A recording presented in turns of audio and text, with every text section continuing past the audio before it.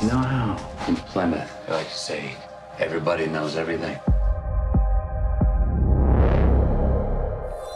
It wouldn't be funny if the truth was that nobody knows anything. From the looks, you've got this kind of a body heat. Postman always rings twice. You build on that quite a bit. How did this story come about, and these layers that you put in there? Yeah, I mean, there's a couple of things going on at the same time. I'd been out on a fishing boat, because I like to fish, in St. Lucia, and the captain of that boat was sort of obsessed with catching fish and obsessed with catching a particular fish, and I went out a couple of times with him. So I wondered why someone would be like that in a place like that, you know. And I started to create this character who is mysterious, who is on an island where he doesn't belong, and who is obsessed with catching a fish. And then the story, and in the conventional way, the story came along, and it felt to me like a story, sort of 1940s, 1950s, sort of noirish sort of story. So I was thinking about that, and then I thought, if what I'm writing appears to resemble fiction, let's take that to its logical conclusion and make it that.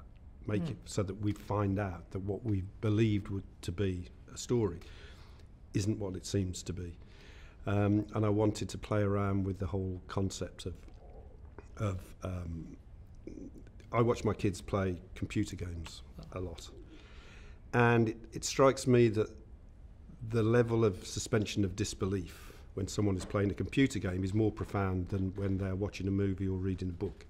And there is a sort of reality that they create for themselves, because it's not just what's on the screen, it's in their head as well. And I wanted to explore the nature of that reality between the player and the screen, and maybe use that as a way of analysing the nature of this character's existence, and have a very down-to-earth, gritty, classic American hero start to question his own existence.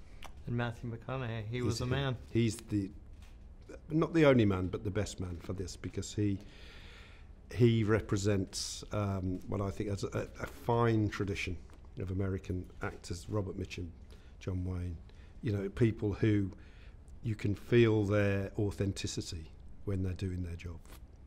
With Anne, she has such an interesting role. I mean, she is straight out of, Yeah. Those types of movies. Absolutely. I kept thinking Postman Always Rings Yeah. Twice.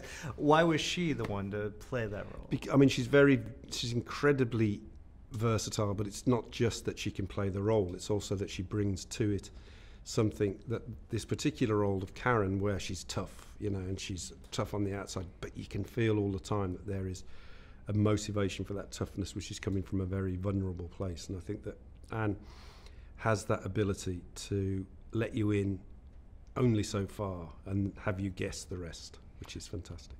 I love the fact that you do balance these genres, but as you said, it's a realistic way. Isn't that kind of tricky? Very.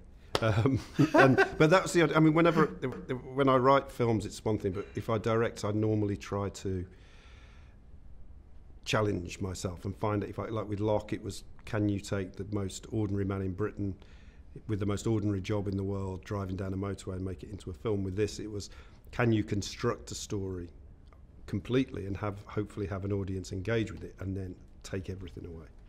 Some weird stuff going on right now. This whole island's a part of it, but nobody knows it. Okay, John, you want the truth? You don't.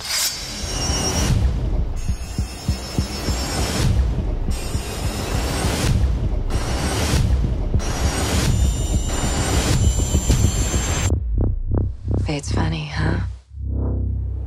Where in the world are we?